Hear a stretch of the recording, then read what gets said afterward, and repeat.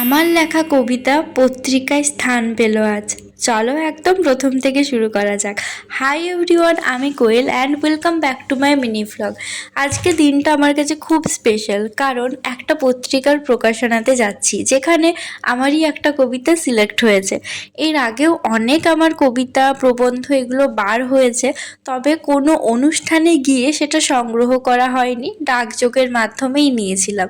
তবে এবারে যেহেতু সামনাসামনি অনুষ্ঠানটা হচ্ছে কলেজ স্কোয়ারে, সেজন্য চলে গেছিলাম। যদিও বাবা ছুটি পেয়েছিল না, সেজন্য মনটা একটু কেমনই লাগছিল, কারণ আমি একা যেতে পারবো কি না, অত বড় অনুষ্ঠান, কাউকে চিনি না, অবশ্যই একটু ভয় করে।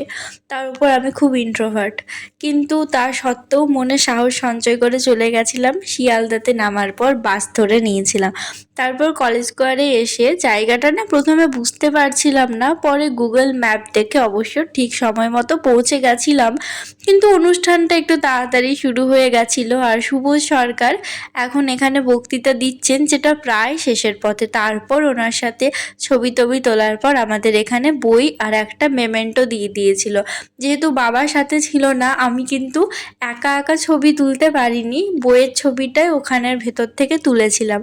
তারপর বাবার জন্য অপেক্ষা করছিলাম, কারণ রাত যেহেতু হয়ে গেছিল, একা একা না যেতে পারতাম না। সামনেই কলেজ স্কোয়ার ছিল, ওখানেই গিয়ে বসেছিলাম বাবা না আসা পর্যন্ত। তারপর বাবা আসার পর সামনে একটা দোকান থেকে খেয়েছিলাম দই বড়া। বড় ভিডিও খুব তাড়াতাড়ি আপলোড